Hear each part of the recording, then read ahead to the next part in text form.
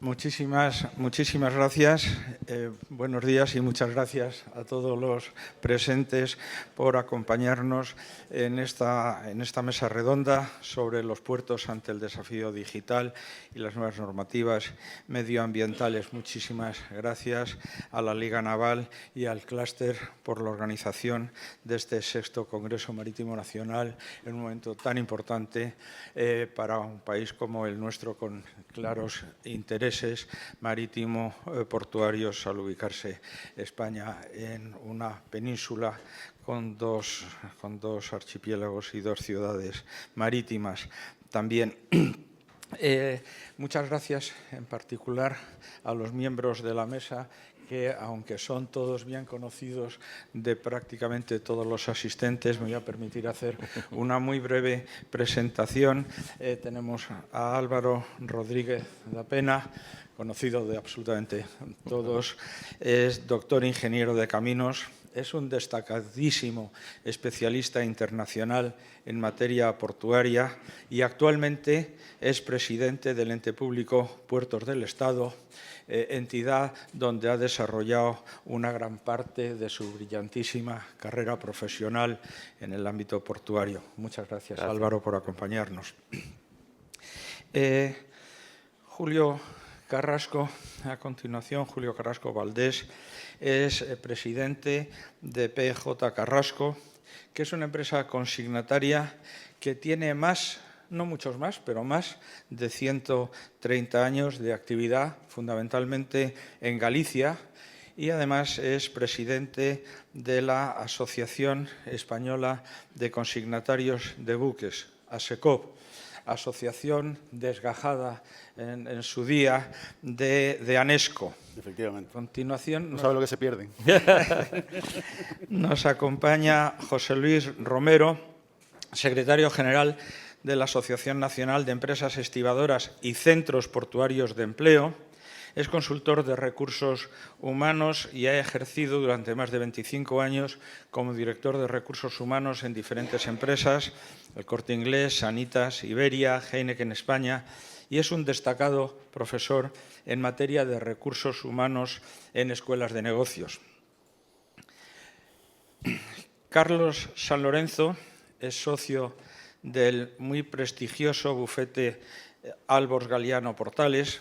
Es un destacado especialista y profesor universitario en Derecho Marítimo, embajador de la OMI y asesor de la Asociación Nacional de Empresas Náuticas.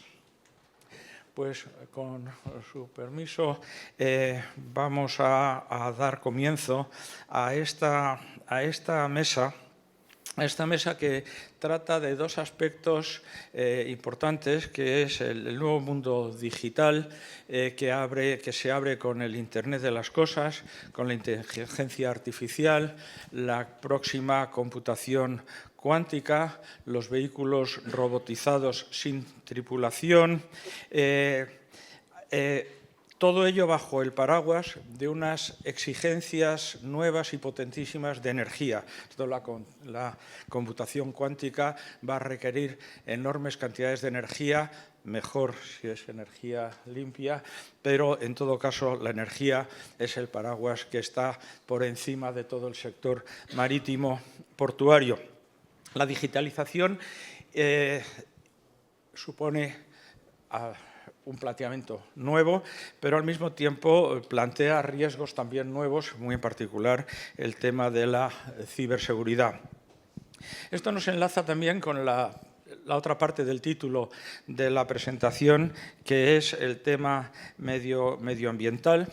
Y no hay que olvidar, lo comentaban antes en la mesa de pesca, que el sector marítimo portuario, por su propia esencia, es un sector global y, por tanto, cualquier medida que se adopte o lo que se legisle en materia medioambiental para que sea eficaz y no genere diferencias entre regiones, entre países, ha de ser tratado con globalidad. El mar Mediterráneo es un claro ejemplo donde si se legisla desde Europa a la orilla norte y no se legisla a la orilla sur, pues hay una ventaja competitiva de la orilla sur del mar Mediterráneo respecto de la orilla norte. Y para lo que son tráficos portuarios cautivos, pues no tiene remedio, pero desde luego para los tráficos de transbordo, que son volátiles, es una forma de derivar y empobrecer a Europa esta legislación, con lo cual hay que ser tremendamente cuidadosos, pero también hay que ser cuidadoso porque el transporte marítimo es, sin duda alguna, el más ventajoso desde el punto de vista medioambiental, y un exceso de legislación medioambiental al barco y al transporte marítimo y al sector portuario puede provocar, y de hecho en el Báltico algún caso se ha dado ya, de derivar tráficos del ámbito marítimo al ámbito terrestre con un clarísimo perjuicio ambiental, cuando lo que se pretendía con esa legislación era justo lo contrario. Vuelve a ser el tema medio ambiente, la energía, el vector principal. Discúlpenme por haberme extendido sobre esta introducción, pero a mí me gustaría, aprovechando que tenemos al presidente de Puertos del Estado con nosotros, preguntarle, Álvaro, ¿cuál es la estrategia de los puertos de interés general del Estado en España para hacer frente al desafío digital? Bueno, pues muchas gracias, José Luis. Agradecer al clúster de la Real Liga Naval la organización de este evento y bueno, y a la Universidad Camilo José Cela, con la que llevo ya personalmente muchos años colaborando por el apoyo y la organización también de este evento. Y paso rápidamente al tema.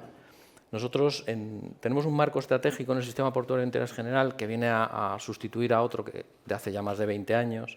Este se aprobó en octubre del 2022.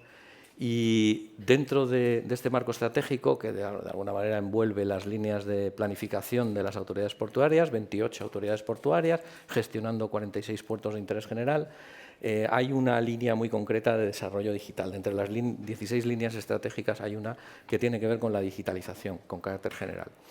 Para entenderlo hay que concebir primero lo que es una oferta portuaria. Yo distinguiría 3 planos hoy día de la oferta portuaria que son prácticamente insustituibles y además un plano sin el otro no tiene ya prácticamente sentido. El plano infraestructural es el del el hardware del puerto. Hemos desarrollado infraestructuralmente los puertos de manera muy importante en los últimos 30 años. Para que se hagan una idea, hemos duplicado cualquier tipo de parámetro de capacidad infraestructural. Duplicado las longitudes de muelle en 30 años, la generación de espacios abrigados, que eso significa que es aguas de abrigo, dique de abrigo contra dique, y también las superficies de depósito de relleno. Y esto es por mor de auparnos a un mercado global en el que ya estamos muy presentes, no solamente en las multinacionales españolas, sino miles y miles de pymes. Y cada vez que hay una crisis, las salidas de las crisis están apoyando en la salida al exterior de muchas empresas españolas, con lo cual tenemos un vínculo, una dependencia incluso con otros países que por lo menos desde el ámbito portuario en ese plano infraestructural está resuelta. Tenemos buena capacidad de infraestructuras. Por encima de él tenemos la prestación de servicios, un ámbito ya más funcional, y ahí lo que hemos hecho es desde los años 90 generar un conglomerado, unas comunidades portuarias en la que la prestación de los servicios, los agentes que prestan los servicios tienen ya naturaleza privada, ¿no? Absolutamente. Y bueno, están regulados por la autoridad portuaria a través de un proceso de regulación en el que también participamos puertos del Estado, y lo que tenemos son comunidades muy ricas, muy plurales, muy heterogéneas, que por mor de la división del trabajo pues prestan cada uno sus servicios portuarios: practicaje, remolque, amarre, manipulación de mercancías, servicios al pasaje, consignación, representación tanto del buque como de la mercancía, operadores logísticos, almacenistas, transportistas por carretera, en fin. Aunque el puerto sea muy pequeño, el microuniverso que hay metido dentro de un puerto es muy amplio y muy diverso, y lo que estamos forzando en ese plano también es que la autoridad portuaria no sea un mero casero, sino que de alguna manera lidere la puesta en valor de ese conjunto de oferta en ese plano. Pero tenemos un tercer plano, que es el objeto de la pregunta, que es el plano de la infraestructura. Y sin él dejaremos de ser competitivos. Es decir, tendremos buena capacidad de infraestructuras, tendremos buena relación calidad-precio en la prestación de todos los servicios y de manera integral en el conjunto del puerto, pero no estaremos accediendo al mercado. ¿Y por qué? Pues porque ya las nuevas generaciones lo que quieren es conocer algo a través de cualquier tipo de terminal. Y ese algo necesita un desarrollo detrás muy importante. Los puertos, en una red de transporte tenemos nodos y tenemos arcos. Los arcos sirven para salvar distancias, los nodos sirven para, de alguna manera, conformar una red integrada. Y de forma natural es en los nodos donde se concentra no solamente digamos, una actividad económica especial, sino que también se concentra dato, y se concentra digitalización, y se concentra inteligencia. Entonces, los puertos, como digamos, integradores del ámbito marítimo y del ámbito terrestre, vemos que de manera natural pues son consolidadores de plataformas digitales ya de amplio alcance. Entonces, la línea estratégica que tiene el marco estratégico lo que plantea es una pauta evolutiva de los puertos de interés general hacia la plena digitalización. La digitalización está ya por ley marcada en el ámbito del business to administration, en ser administrado. La administración tiene que ser ya electrónica. Y nosotros hemos sido pioneros ahí porque tenemos la suerte de tener un modelo de gobernanza en términos comparativos con el resto de estados miembros de la Unión Europea en el que hay un puerto del Estado y hay un sistema, ¿no? Portuario. Y eso ha hecho que en los años 90, con la tecnología de entonces, un EDIFACT, ¿no? de entonces, pues generemos un sistema que es el DUEPort, y más o menos pues, las 150.000 escalas de buques grandes que tenemos comerciales al año, pues las tenemos atendidas, ¿no? por un documento único de escala en el que está la Administración Marítima, estamos nosotros como el tecnólogo canalizando esa información. Y ese fue un ejemplo, fue una digitalización. Antes, pues, los documentos de escala se recibían por fax y en cualquier idioma, por cierto, ¿no? Y eso generó esa primera digitalización. Seguimos trabajando en Business to Administration, pero por supuesto hemos dado el salto a través, en los puertos más importantes, de un PCS, de un Port Community System, hacia el business to business, es decir, integrar la comunidad portuaria y la parte del sector público de los puertos, Autoridad Portuaria, Capitanía Marítima, Fuerzas y Cuerpos de Seguridad del Estado, la Administración Aduanera con los servicios de inspección en frontera, todo en una misma plataforma para que ya no solamente se resuelva un flujo administrativo, sino que se gestione dato. El dato viene tanto de los dispositivos puestos a disposición por todos los que participan de forma federativa en estos desarrollos de plataformas digitales, como, y por supuesto de todos los dispositivos abiertos en red, como de sensorización. Y estamos sensorizando. Y tenemos una sensorización muy buena del lado mar, que tenemos esa suerte. Somos capaces de predecir a 72 horas cualquier parámetro oceanometeorológico acertando. Esto significa que en el puerto de Algeciras, si de repente vemos que hay pues, una levantera fuerte que supera la ráfaga, en modo de ráfaga, el umbral de operación de la grúa, se sabe por todos los que estamos metidos en esa plataforma cuándo se va a producir y si se produce o no esa imposibilidad de utilizar la grúa. Y el consignatario del buque llama y dice, por favor, baja un poco la velocidad de tu barco antes de estar fondeado, con eso te vas a ahorrar combustible y acóplate mejor digamos, a la dinámica de asignación de atraques. Práctico, remolque, amarre, manipulación de mercancías, etcétera, etcétera, a través de una plataforma digital optimizan una operación. Bueno, pues estamos también trabajando en esa línea. Claro, esa línea con manejo de tanta información necesita habilitador de inteligencia artificial, necesita habilitador de ciberseguridad, son los dos habilitadores más importantes que necesitamos en ese espacio digital y estamos trabajando de manera muy ardua y muy intensa en reconocimiento de puertos inteligentes. Lo último que hemos hecho, y cierro aquí, es pactar con UNE unas pautas por las cuales se puede reconocer un puerto inteligente y empujar a las autoridades portuarias a ir caminando en esa línea como líderes de algo que es comunidad portuaria, donde hay empresas prestando servicios. Magnífico, muchísimas gracias, Álvaro. Y qué satisfacción ver que bajo tu guía España está recuperando esa posición de privilegio que en el mundo tecnológico marítimo portuario ha tenido durante siglos. En el mar y en España, donde el turismo es tan importante, aparte de la navegación comercial, que es fundamental, tenemos también la náutica deportiva, que es y debiera ser importante. Y qué bien estaba cuando puertos y costas estaban en la misma dirección general, ¿verdad? A mí me gustaría preguntarle a Carlos San Lorenzo, que en su calidad de representante del sector de la náutica de recreo, ¿Qué papel están desarrollando actualmente las instalaciones náuticas en materia de sostenibilidad y de digitalización? Carlos. Sí. Gracias por la pregunta, José Luis. Y, bueno, lógicamente, gracias al clúster, gracias a la Real Liga Naval, soy consciente de lo que conlleva un congreso y de ver el aforo que existe y, por lo tanto, mi más sincera enhorabuena. En relación a la cuestión o la pregunta que me traslada José Luis, una breve introducción socioeconómica del mercado actual de la navegación de recreo.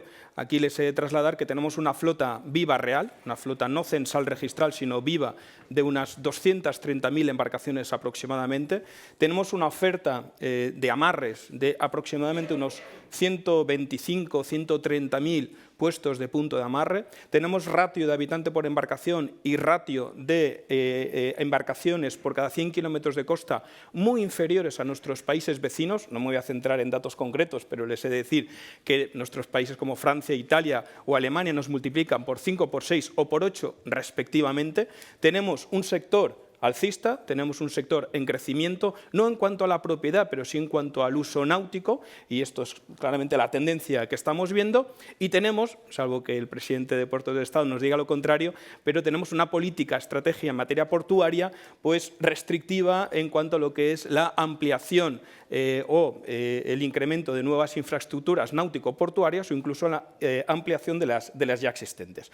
Pues bueno, con estos ingredientes el sector tiene que jugar su juego y vamos, no se necesita ser un analista, un gran analista para vaticinar que la lámina de agua es un bien muy preciado y cada vez va a ser un bien más preciado. De ahí a que tenemos que ser sumamente creativos con lo que tenemos, sumamente creativos con los miembros que les acabo de trasladar. Ya no tanto en cuanto a la optimización de la lámina de agua, que también es importante, sino en cuanto a la reconversión de muchísimas zonas portuarias que actualmente pueden estar en desuso y que la náutica, que el turismo le puede ensalzar, porque sinceramente no hay mejor elemento integrador puerto-ciudad que el turismo costero, y ahí es donde tenemos el máximo protagonismo. La segunda parte, muy rápidamente, ¿cómo transita el sector de la navegación de recreo en el ámbito de la sostenibilidad? Pues aquí le he de decir que padeciendo mucho como el sector naviero, como el sector portuario, porque las dimensiones de nuestro sector, las economías de escala de nuestro sector, como podrán entender, son muy distantes, muy bajas con respecto a otras economías de escala como es en el transporte marítimo. Pese a ello, les he de decir que estamos subidos en la ola verde, la estamos surfeando, no nos han engullido y se están haciendo grandes esfuerzos por todos los operadores de nuestro mercado y de nuestro sector. Aquí destacaré tan solo dos conclusiones de un informe que hemos elaborado a través de ICOMIA. ICOMIA es la asociación internacional o mundial que engloba a todos los países del mundo, pues se encargó a una gran consultora sobre el impacto de las embarcaciones de recreo con respecto a las emisiones. En primer lugar, les he de decir, por contextualizar un poco nuestra posición, representamos el 0,1 de las emisiones de CO2 en el ámbito mundial. Si el transporte marítimo representa un 3%, el sector de la navegación de recreo representa tan solo el 0,1. Con esto no significa que hemos de impulsar todo tipo de medidas necesarias para esta descarbonización y, como les digo, con nuestros esfuerzos estamos implicados en ello. Y por no desviarme, lo que concluye el informe es que no hay una solución concreta en materia de descarbonización por lo que se refiere a las embarcaciones de recreo, por una cuestión muy sencilla, porque el uso de una embarcación de recreo es muy bajo. Estamos hablando de que un uso medio de una embarcación de recreo está entre 68 horas anuales, las embarcaciones privativas, no las embarcaciones de arrendamiento náutico, las embarcaciones de charter. Y esto significa que a veces es más importante el impacto de la huella de carbono en la propia transformación de la embarcación o en la propia vida de la embarcación, desde su cuna hasta su muerte, es decir, desde su fabricación hasta su uso y hasta su desguace final, en esa composición de factores que tienen que jugar, porque a veces es más importante la emisión de las huellas de carbono en el proceso de fabricación que las 80 horas de uso de esa embarcación por un año. Pese a ello, pues bueno, diré que la electrificación es el más protagonista hoy en día en materia de sostenibilidad y ya están en procesos pues bueno, de composiciones distintas en lo que es la fabricación, hidrógenos y demás. Pero bueno, yo creo que después sí quizá a lo mejor tengamos tiempo para... Muchísimas gracias, Carlos. Efectivamente, la náutica de recreo ha sido pionera y es en lo que es electrificación en muelles, muy por delante de de la navegación comercial. La Armada también Rota. ha sido importante. Rota es un ejemplo, como bien decía el presidente, de electrificación en muelles. A mí me gustaría continuar y preguntarle al secretario general de ANESCO, a José Luis Romero, en qué situación se encuentra la digitalización en el sector fundamental para el tráfico portuario de la estiba y cuáles son los retos a los que se enfrentan las empresas estibadoras ante este desafío digital. Muy bien, pues muchas gracias, José Luis, y muchas gracias, por supuesto, por la invitación. Un placer estar aquí. En relación a la digitalización, la situación en la que se encuentra en nuestro sector y los retos, bueno, digamos que la digitalización ha ido avanzando en los últimos años. Yo creo que todas las compañías, evidentemente, están preocupadas por su competitividad y tienen que mejorar su eficiencia operativa, su seguridad de las operaciones, reducir costes, con lo cual todo lo que está relacionado con esa competitividad, que es la que nos hace realmente que podamos estar en el mercado y atraer las mercancías, pues es un tema fundamental. Lo que pasa es que, como es lógico, cuando hablamos de la estiba, cuando hablamos del sector, no estamos hablando del mismo tipo de compañías, los mismos tipos de puertos. Están los megapuertos, están puertos más pequeños, puertos medios, estamos hablando de grandes compañías multinacionales, grandes compañías nacionales, medianas compañías, o sea que el nivel de velocidad, el nivel de intensidad que tienen, lógicamente, es muy distinto, porque tienen pues recursos, tienen direcciones generales que le impulsa y le lleva por.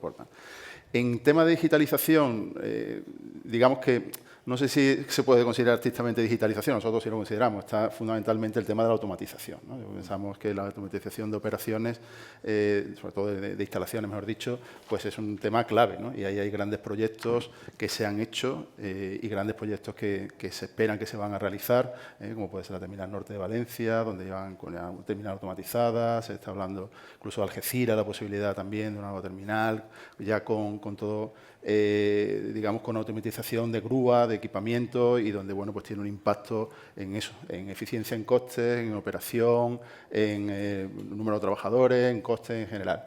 Y esos son los grandes retos que realmente bueno, vienen y que son necesarios, ¿no? Ir introduciendo una automatización cada vez mayor dentro de las operaciones. Después, lógicamente, también está todo el uso de sistemas operativos que las compañías están implementando para mejorar su planificación, los tiempos, los recursos, y las grandes compañías, yo creo que también compañías nacionales y algunas de tipo mediano, pues están gastando dinero en tener sistemas operativos para esa gestión interna de la mercancía en planificación y gestión.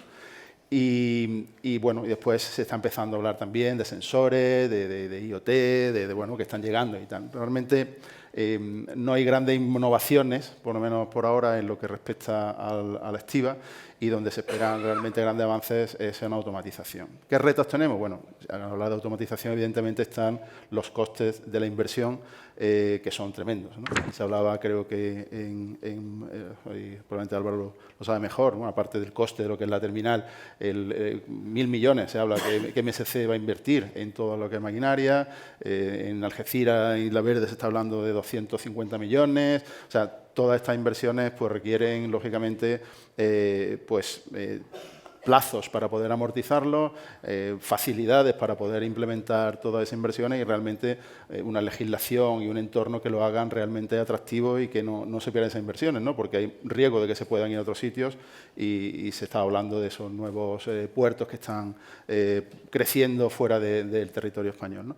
Y después hace falta, por supuesto, la interoperabilidad, ¿no? O sea, hay iniciativas como Simple, ventanilla única, todos los por Community System, pero todo eso que sea realmente amigable, que los datos sean compartibles con el mismo lenguaje, con sistemas realmente que se entiendan, pues bueno, eso es fundamental porque agiliza muchísimo todas las actividades, todas las operaciones administrativas y de control, y eso gran ayuda. Y después un reto es la resistencia al cambio, ¿eh? Nosotros lo que vemos, y incluso nos llega, ¿no?, de Estados Unidos, ¿no?, como todas las cosas que avanzan en digitalización, modernidad, pues hay gente que no le viene bien o que no lo apoyan, porque tienen miedo, porque se pierden empleos.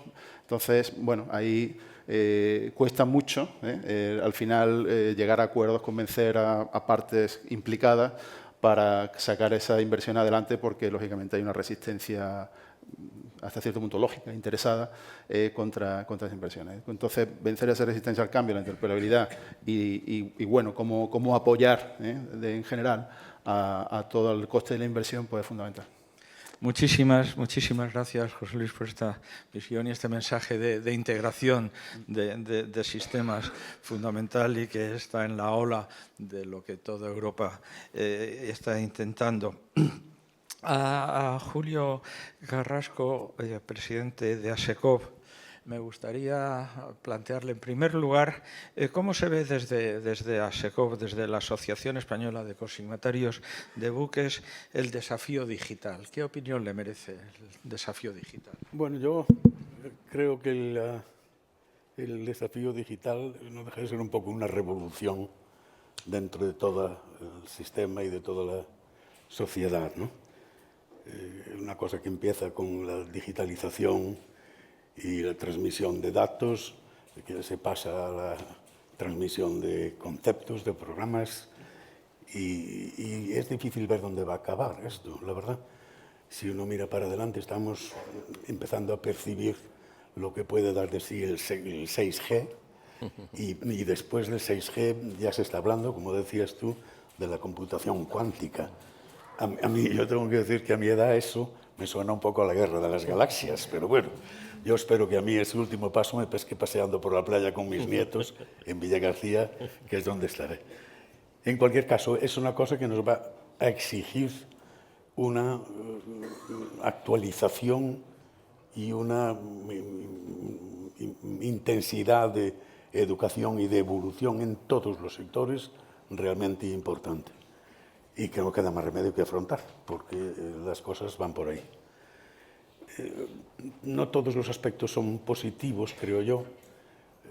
Por ejemplo, en la cuestión del empleo, esta revolución va a causar la eliminación de una serie de trabajos que podemos llamar tradicionales, que no van a ser capaces de resistir estos avances, ¿no? También es verdad que se crearán unos nuevos puestos de trabajo, quizá mejores, con más calidad y que quizá mejoren también la sociedad. Yo creo que uno de los aspectos que nos preocupa es la cuestión de la seguridad. La ciberseguridad es una cuestión realmente importante. Hay que pensar que cualquier gran instalación del tipo que sea industrial, portuaria, marítima, que sea atacada de esa manera puede causar una distorsión en los mercados realmente impresionante. Seguro que todos recordáis o recordamos el ataque que tuvo una de las navieras, no hace muchos años, una de las navieras importantes que causó, pues aparte de unas pérdidas enormes, pues retrasos en los pedidos, disfunción en los puertos. Realmente es una cosa que hay que tener muy en cuenta. Y bueno, las nuevas generaciones van a estar o están ya mucho más preparadas que los que vamos siendo mayores. Y eso pues creo que lo van asumiendo con mucha más facilidad que nosotros. Y yo desde ASECOP obviamente también participamos de esa puesta al día y de hecho nuestra preparación derivada de nuestra cualificación profesional que hemos obtenido el año pasado en una estrecha colaboración con el Ministerio de Educación, ya se consideran todas estas metodologías y todo esto efectivamente dirigidas básicamente hacia lo que es lo nuestro, que es la consignación del buque y de la mercancía. Muchísimas gracias. Y al hilo también de este enfoque o de esta visión y opinión de ASECOP sobre el desafío digital, ¿cuál es la visión y la opinión de ASECOP sobre las nuevas normativas medioambientales? Pues bueno, las normativas medioambientales yo creo que no queda más remedio que aceptarlas y tratar de colaborar para su implantación, ¿no? es una cosa realmente, hay que dejar un poco aparte algunos planteamientos negacionistas, en muchos casos interesados, porque creo que esto es una cosa que es un beneficio para todos, no solo para los sectores o para el sector marítimo, sino para la sociedad y el mundo en general. Hay algunos países de primer orden cuyas políticas son más bien cortoplacistas en este aspecto, y sería importante que eso, aunque es un poco utópico, pero sería importante que eso pudiese cambiarse. Lo mismo que es tan importante como eso sería también que los países en desarrollo tuvieran facilidades para tener acceso a esas consideraciones, medios, financiación, etcétera, para que, qué duda cabe que nuestro planeta no está compartimentado. De poco serviría, creo yo, que unos países se preocupen mucho del medio ambiente y de la contaminación si hay otros que no se preocupan en absoluto. Lo que hace tu vecino te afecta a ti realmente de una forma, insisto, no es que nosotros, si yo reciclo mucho y mi vecino no recicla nada, pues bueno, no ganamos mucho, ¿no? En eso hay que tener en cuenta que es importante, y en ese tipo de medidas también la legislación debería darse cuenta. Antes hablaba mi amiga Rosa Quintana de las diferencias que tienen los pescadores españoles con otros de otros países, básicamente orientales, en que las exigencias son mucho menores y por lo tanto los costos. Y en eso, a nosotros también nos pasa un poco eso.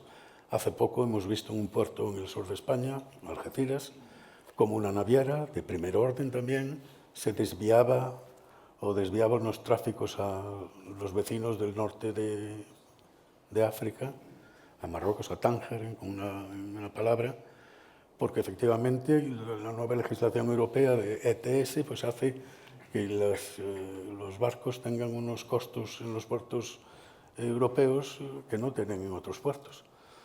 Eso es difícil de compaginar, ¿no? Creo que realmente hay que pensar un poco que las decisiones hay que tomarlas. Lo ideal sería que todos participásemos de eso. Insisto, eso es una utopía, pero creo que hay que trabajar en ese sentido.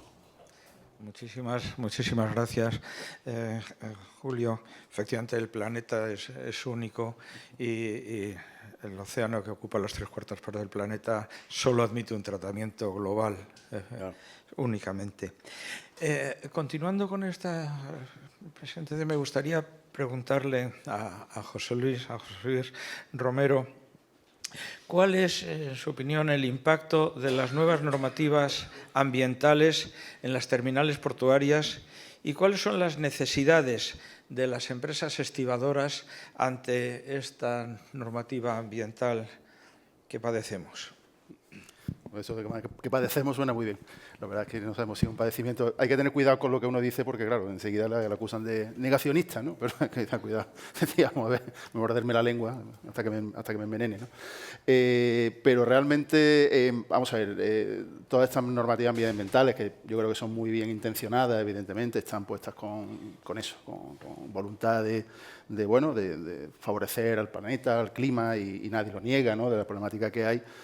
Pero lo que sí siempre ha sido cuestionado es los tiempos que se han hecho, que se plantean, si son realistas realmente, y bueno, un poco la forma en que se han desarrollado, ¿no? Yo creo que en algunos de los casos parece que se ha puesto el objetivo, pero bueno, sin medir muy bien el impacto global, ¿no? Y entonces se ha intentado que haya una moratoria, se ha intentado que se reflexione, ¿no? Pero oye, esto iba sí o sí, y aquí estamos, ¿no? Y desde todas las instancias se ha intentado razonar, y por supuesto el presidente de Puerto del Estado, ministerio, gobierno español, asociaciones, empresas, para decir, oye, cuidado con esto, porque a ver si no estamos pegando un tiro en el pie, ¿eh? Y sin intentar perjudicar el planeta, pero bueno, somos los únicos que estamos tomando esta medida, ¿no?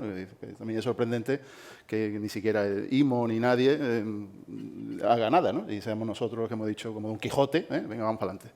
Entonces, en ese sentido, bueno, la normativa está aquí, a pesar de que el propio informe Draghi ya ha dicho, oye, cuidado hay que compaginar clima con realidades sociales y económicas, ¿no? Pero bueno, pero aquí está. Entonces, a nosotros, de todo ese grupo, ¿no?, de medidas que están dentro de Fit for 55, bueno, que entendemos que hay, digamos, una sobre todo, que es la que más impacto nos causa, o nos causará, porque todavía no está teniendo un impacto directo, que es el famoso ETS, y eso, bueno, yo creo que se está comentando ya y es de sobras conocido, ese impuesto que se pone en las navieras y ese riesgo que hay de evasión, de que se vayan a otros puertos no europeos, porque aquí se pone y allí no.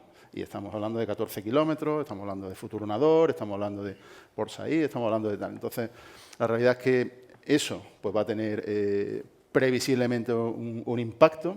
En el año 2024 no se ha visto por la crisis del canal de Suez, lo hemos repasado antes la cifra, o sea, ha crecido el contenedor, ha crecido mucho el contenedor de tránsito, un 15%, que lo recordaba que me trasladaba el presidente, pero bueno, es una medida, o un efecto coyuntural que cuando se normalicen los tráficos y las rutas, probablemente revierta y vayamos pérdida. O sea, ahí el sector tiene un temor de que el tráfico de contenedores, todo esa que está en tránsito, pues podamos perder mucho de ese volumen. Y eso al final tiene impacto económico, impacto en las cuentas de los puertos, impacto en empleo, impacto en las sociedades.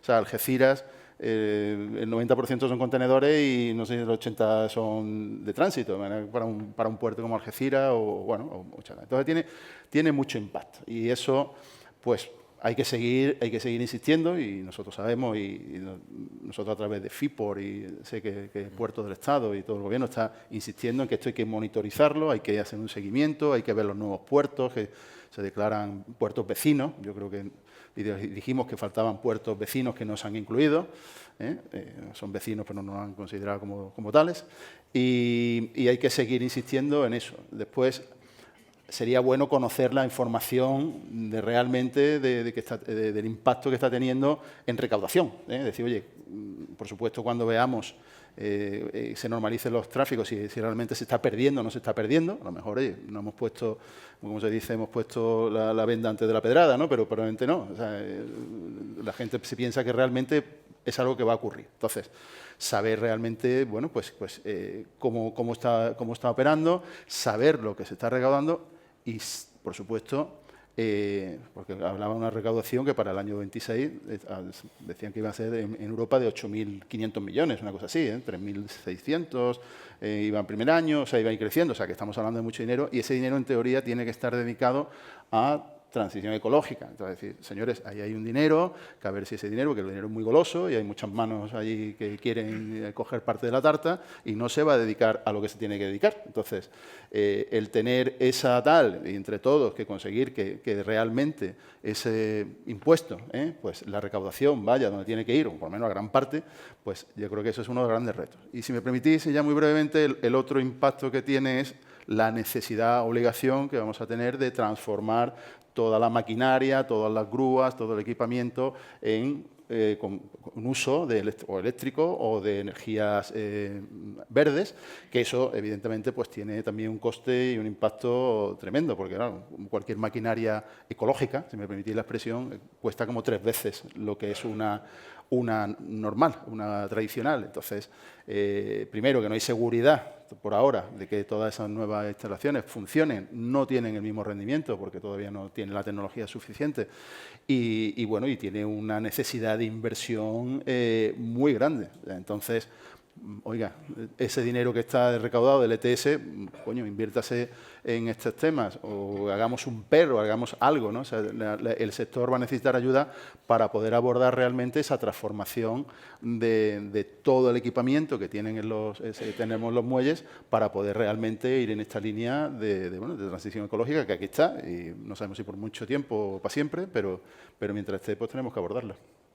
Muchísimas gracias, José Luis.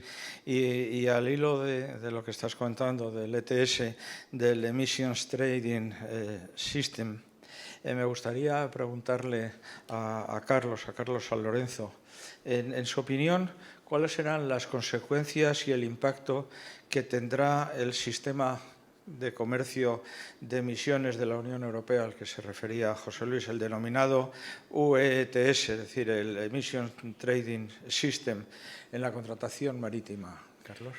Bueno, aunque la pregunta tiene su enjundia y requeriría ya una ponencia de por sí, voy a intentar tan solo en 4 minutos sintetizar los puntos fundamentales derivados de nuestra experiencia práctico-jurídica. Un preámbulo rápidamente, y es que sin duda el sector naviero se enfrenta a una tormenta de consecuencias absolutamente impredecibles. Yo creo que todos somos conocedores de la gran presión normativa que hay en materia de sostenibilidad. Y aquí, y vaya por delante también de que no soy un negacionista, es decir, son muy seductores los principios que regulan estas normas internacionales, pero tenemos que ser realistas de que genera una asimetría jurídica en el marco jurídico internacional, porque no vamos a competir con las mismas reglas del juego Europa que el resto de continentes, ¿vale? Y esto, al final, genera que, pese a que no somos los grandes emisores de ETS, sí que somos el primer continente que vamos a regular por primera vez, y de hecho ya está regulado, la materia de ETS. Por ello, con este contexto, tenemos que conocer un poco las implicaciones de la normativa, como decía, en materia de sostenibilidad. Y aquí tenemos dos de carácter comunitario y una de carácter internacional. Dos de carácter comunitario, que ya todos conocen. Una es en materia del reglamento de ETS, ¿de acuerdo? Que lógicamente tiene como finalidad la reducción de las emisiones de gases de efecto invernadero. Otra que es el reglamento de FuelEU, que tiene como misión pues, incentivar el uso de combustibles hipocarbónicos. Y una tercera, ya de ámbito internacional, que regula la OMI en el convenio en el convenio de Marpol, la parte sexta, si no recuerdo mal, que es la normativa vinculada a la IMO y EXI, que todos ustedes ya conocen y que tiene un contenido técnico que no voy a entrar en la materia. Pero bueno, como les digo, tenemos un carácter jurídico complejo y sobre todo tenemos unas reglas de juego muy distintas en el ámbito europeo. Y esto genera, obviamente, una arquitectura contractual marítima derivada de este nuevo marco legislativo. Pensemos que llevamos durante cientos de años donde el principio fundamental en la contratación marítima es premiar o es incentivar lo que es la rapidez del viaje, del transporte marítimo. Claro, ahora no solo tenemos que premiar la rapidez del transporte marítimo, sino tenemos que añadir una nueva ecuación como es la eficiencia energética del transporte marítimo. Bueno, desde nuestro punto de vista, en la práctica jurídica, ¿cómo estamos viendo que los operadores están adaptando esta normativa en sus casos prácticos? No voy a entrar en cuestiones particulares porque no es un foro jurídico, pero bueno, aquí la BINCO, que es la organización internacional que vela por la estandarización de los contratos marítimos, ha establecido diversas cláusulas donde se incorporan en los contratos de fletamento y con carácter general. Ya digo que no voy a entrar en materia ni contenido técnico. Lo que hacen es incluir en el flete el coste de la ETS y el flete se repercute al fletador. Esto es con carácter general la solución que los operadores actualmente están teniendo. Por lo tanto, nos encontramos sin duda ante un escenario donde vaticinamos grandes conflictos sobre interpretación, porque no todo se resuelve con estas cláusulas BINCO y, sobre todo, porque, como les decía al inicio, el sector naviero se encuentra pues, ante una tormenta que veremos cuál es la consecuencia y que probablemente conoceremos en el Congreso 20º que se pueda celebrar sobre esta materia. Ante esta situación gris, tan solo pues, bueno, trasladar cuáles podrían ser las luces al mercado o al sector naviero, con el permiso, lógicamente, de su representante que está aquí, que es Elena Seco. Pero bueno, desde mi punto de vista, por nuestra experiencia en este sector, el asesoramiento a las compañías navieras, yo creo que sobre todo 4 cuestiones. La primera, el green shipping es caro, y esto es indudable, y consideramos que el green shipping tiene que ir acompañado de financiación verde, es decir, no podemos crear una medida que tenga por finalidad el estímulo o incentivar lo que es las reducciones de gases de efecto invernadero si no garantizamos por parte de la Administración, por parte de los sectores políticos, que esa recaudación que se vaya a generar por las ETS vayan justamente destinadas a la mejora de las nuevas construcciones o los retrofits de los buques actuales. Esto es fundamental, porque sin eso convertiríamos una medida de estímulo en una medida de recaudatoria, como digo las palabras propias que dice Elena Seco. ¿De acuerdo? Esta es la primera. La segunda luz, consideramos, son 4 y acabo muy rápidamente, que es fundamental que determinadas zonas o regiones periféricas o ultraperiféricas se aplique la exención, y no una exención temporal como se establece para el Fuel EU con respecto, por ejemplo, a Canarias o con respecto a Melilla o Ceuta, sino una exención definitiva para estas zonas, ya no tanto para solo el Fuel EU, sino también para las ETS. Por lo tanto, consideramos fundamental, por proteger estas zonas tan sumamente sensibles, extender estas exenciones, ¿de acuerdo?, por toda la vigencia y no solo hasta el año 2030. En tercer lugar, lo que ya han dicho mis predecesores, que es decir, hay que ir a la par de la normativa internacional, de la normativa comunitaria. La IMO se tiene que posicionar al respecto y la Comisión Europea le tiene que presionar a la IMO para que vayan conjuntamente de la mano y para que al final se generen las mismas reglas del juego. Y una última, y esto lo hemos vivido en el mundo del transporte aéreo, que el transporte aéreo parece que hay unos derechos de emisión gratuitos por considerarse como sector estratégico. La pregunta es, ¿por qué no se considera sector estratégico el sector marítimo y también se le ceden esos derechos de ETS o esos derechos gratuitos? Bueno, pues con estas luces y con este escenario es lo que tenemos por delante y cuyos resultados veremos a ver cómo acabamos, ¿no? Muchas gracias, Carlos. Un escenario que requiere reflexión y que sin duda se está haciendo reflexión. A mí me gustaría preguntarle a Álvaro, al presidente de Puertos del Estado, cuáles son las actuaciones en marcha desde los puertos para atender las metas derivadas de la normativa europea en materia medioambiental. Pues muchas gracias, José Luis. Bueno, primero enmarcar la dimensión ambiental, ¿no? La dimensión ambiental tiene que ver con una minimización de afecciones al medio, en nuestro caso tierra, mar y aire, de la actividad propia que estamos desarrollando. Y esto es una cuestión local, ¿no?, visto desde un punto de vista del entorno. Y luego, por supuesto, viene lo que acabamos de hablar de una contribución desde cada sector a algo tan relevante como es hacer frente a la emergencia climática, ¿no? Entonces, digamos, serían las dos visiones, ¿no? En la visión local estamos trabajando intensamente en los puertos por, digamos, incorporar, además asignando mucho recurso, unas metas que tienen que ver con minimización de cualquier tipo de afección de actividad portuaria en los 3 medios fundamentales en los que trabajamos. Y ahí el trabajo es intenso, tenemos unos objetivos y unos indicadores de sostenibilidad en la dimensión ambiental para, digamos, conseguir esta minimización de manera muy intensa. Lo dejo a un lado porque no es un objeto tiene que ver con algunas directivas que están englobadas en el Fit for 55, porque el Fit for 55, el paquete, recoge algo así como unas 20 directivas y reglamentos, y algunas tienen que ver con esto que acabo de ver. Por ejemplo, economía circular ha sido mencionada por Julio, etcétera, etcétera, etcétera.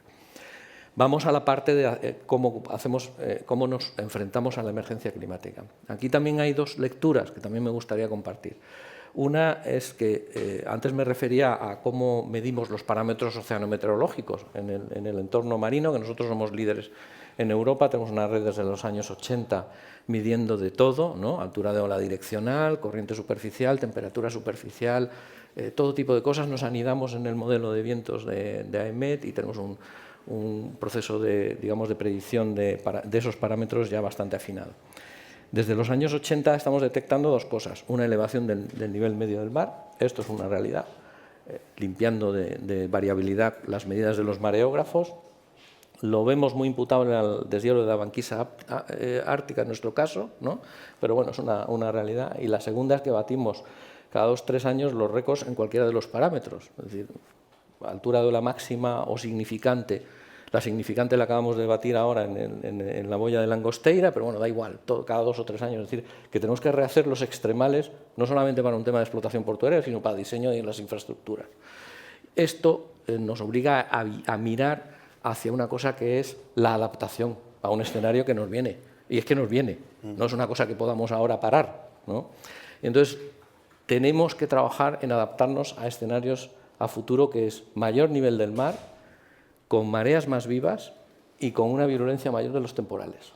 Y esto significa revisar todos los criterios de diseño de nuestras infraestructuras y toda la manera en que tenemos de llevar a cabo una explotación, en nuestro caso ya mirando al puerto, el régimen de explotación portuaria. Y estar todos concernidos con eso. Estamos ahora con una metodología, desarrollando una metodología al respecto, que compartiremos con las autoridades portuarias para que cada una, conjuntamente con la comunidad portuaria, elabore sus planes de adaptación al cambio climático, porque es una realidad. Y ahora vamos con la mitigación, que es, digamos, lo que más se ha tratado en las intervenciones. Todo el mundo ha de contribuir de alguna manera a esa mitigación por muchas vías, pero efectivamente hay una regulación de la Unión Europea. Recordemos que ya la Unión Europea es aproximadamente el 15, no más del 20% del Producto Mundial Bruto. No es que seamos ya el eje noroccidental componedor del orden mundial, ¿no? Estamos en una posición que ya no es de tan liderazgo, tan influencia como hace décadas, ¿no? Y sobre todo cuando estábamos previo a las dos guerras mundiales con, digamos, el colonialismo. Entonces, para confrontar la emergencia climática, las instituciones europeas pues han apostado por una política agresiva de metas muy estrictas, muy ambiciosas y muy difíciles de cumplir para el año 2030, con el saldo neutro puesto en el 2050, que la OMI también ya lo ha internalizado. Y ahí tenemos un paquete Fit for 55 en lo que Carlos ha mencionado. Tenemos muchas directivas, muchos reglamentos. Hay unos que nos afectan muy directamente al sector. Por un lado, el Fuel EU, que es barco, y luego el AFIR, que es tierra necesaria la logística necesaria para un nuevo combustible, ¿no? y también para el suministro de energía eléctrica, preferiblemente con origen renovable, obviamente, a buques. Y esto es un paquete de medidas. Y el otro, digamos que es el ETS. En las primeras estamos trabajando intensamente sobre la base de la incertidumbre, porque es verdad que no se sabe cuál es el combustible a futuro, se cree que va a haber una especie como de portfolio de posibles combustibles en función de tipología de buque, segmento de actividad, incluso tipología del conglomerado energético industrial de cada uno de los países, y eso pues abre un abanico de posibilidades en las que los navieros están no solamente experimentando, sino ya invirtiendo, ¿no? Directamente, remotorizando parte de sus barcos, buscando en tierra logística suficiente para asegurar el aprovisionamiento de los nuevos combustibles. En fin, es una dinámica de trabajo importante. Quiero decir una cosa, el OPS, o sea, el Onshore Power Supply, que es el suministro de energía eléctrica a barco, pues supone duplicar nuestro consumo actual en energía eléctrica de todos los puertos, pero lo más importante, quintuplicar la potencia instalada. Bueno, claro, un crucero, lo suelo decir a veces, los de CLIA a veces me riñan, pero lo comparten, ¿no? Es un pueblo en fiestas que quiere conectarse y son 17 cubiertas y puede haber 7 simultáneos en Barcelona. El crucero más o menos exige una potencia instalada de 15 megavatios, que es el 10% de la potencia instalada en una ciudad media en España. Entonces, bueno, reto, ¿no? Política energética, que es Ministerio de Transición Ecológica, Red Eléctrica, Comisión Nacional de la Competencia, que ahora estamos trabajando para reducir el término de potencia y eliminar parte de la fiscalidad. En fin, trabajo importante a futuro, ¿no? La exigencia del reglamento relacionado con el AFIR, relacionado con este tema, dice que en el 2030 tenemos que desde los puertos ser capaces de suministrar energía eléctrica a todo buque portacontenedores o de pasaje, ¿no? Tanto RoPax, ¿no? Ferry, como crucero, que nos lo pida, con unos mínimos, ¿no? Y unas condiciones. Vale. Y ahora me voy al ETS. Quiero enmarcar el ETS, porque es como, parece una novedad y no tiene nada de novedad. Protocolo de Kioto 2002, Europa lideró aquello, ¿no? Y decidió en el 2003 incorporar el ETS en el acervo comunitario. Viene del 2003. Se decidió que para, digamos, incorporarlo de manera que se pueda controlar, se aplicara aquello que es no difuso, es decir, industria, ¿no? De distinto tipo, emisora de gases de efecto invernadero, localizable en el territorio. Y desde el 2003 hasta ahora, todo el sector energético industrial está sometido al mercado de derechos, compra y venta de derechos de emisión de CO2. Y en el 2005, 6, 7 y 8, por supuesto que hubo relocalización de actividad económica. La mitad, bueno, una parte muy importante de las cementeras se fueron, una parte importante de las acerías se fueron, una parte importante de etcétera, etcétera, etcétera, cambiaron. Sobre todo a países emergentes, obviamente, fuera de estos compromisos. Entonces, esto, digamos que es un esfuerzo que se hizo. Entre el 2008 y 2012 se aplica el aéreo, ¿no? Y es verdad que hubo unos free allowances que han perdurado en el tiempo, es decir, que al aéreo se le ha permitido, ¿no? Que esa compra, parte de esa compra fuera, de alguna manera, exenta de ser aplicada a las propias aerolíneas, ¿no? Y se ha decidido hace 2 o 3 años extenderlo al marítimo. Tiene 3 problemas de, me ha gustado la palabra, asimetría, ¿no, Carlos? O sea, asimetría. Espacio, tiempo y actividad económica. Espacio debería ser OMI, no debería ser Unión Europea. Esto yo creo que lo compartimos, ¿no? La OMI, el verano el anterior, que fue en donde se acordó el saldo neutro del lado mar de emisiones de gases de efecto invernadero en 2050, apuntó a que a partir del 27 pudiera empezar a incorporar resoluciones al respecto. Lo ideal es que se alinee las instituciones europeas a esta línea de trabajo del ámbito marítimo. Asimetría espacial, asimetría temporal, 40%, 70% que es este año, 100% el año que viene. Ese ritmo no es el mismo del Fuel EU, ni es el mismo en general de, digamos, los procesos de adaptación de los sectores a esta nueva transición energética. Luego, asimetría temporal. Y otra también que me gustaría reflejar es una asimetría en actividad económica, y me refiero al sector del transporte. Está en el aéreo, está en el marítimo, no está en la carretera, no está en el ferrocarril. ¿Qué, efectos tiene eso? Hay 2 segmentos del transporte marítimo que se ven especialmente afectados por esto. Siempre se habla de la volatilidad del tránsito marítimo del contenedor, porque es muy volátil, porque es verdad que es una actividad que se puede hacer de manera fácil, ¿no? En una terminal hub de un lado o de otro, por ejemplo, del Mediterráneo. Pero tenemos un enorme esfuerzo en trasvasar carga a transporte marítimo de corta distancia y autopistas del mar. Y la forma de trasvasar esa carga es, digamos, sobre la base de que compiten los modos, más que los modos, cadenas de transporte, una apoyada en el mar y otra monomodal pura de carretera. Tenemos redes desarrolladas con muchísimo esfuerzo y casos de éxito de autopistas del mar. En el Mediterráneo occidental, de los 9.000 camiones diarios de la Junquera, 1.000 los hemos trasladado al mar, con una reducción no solamente de coste interno, porque somos capaces de llenar el camión, llenar los elementos de unidades de carga rodadas, etcétera, etcétera, con lo cual esa economía de escala hace el barco que se reduzca el coste interno, sino coste externo, ¿no? Y entre ellos el componente fundamental hoy día con más valor, que es la emisión de gases de efecto invernadero. Y resulta que, claro, lo grabamos con un 100% el año que viene, la carretera sigue igual. ¿Alguien se atreve con la carretera? Nadie, vale, de acuerdo, pero es cierto que falta una política común de transporte que corrija esa asimetría y haga que veamos todos el transporte desde un sistema integrado y el greening se aplique de manera racional. Son tres elementos. Y luego una cosa, esta extensión del ETS junto con todas las demás fue una cosa de codecisión Parlamento-Consejo que empezó pues, hace 3 años más o menos y se resolvió hace 1, ¿no? O 1 y pico, ¿no? 1 y medio ya.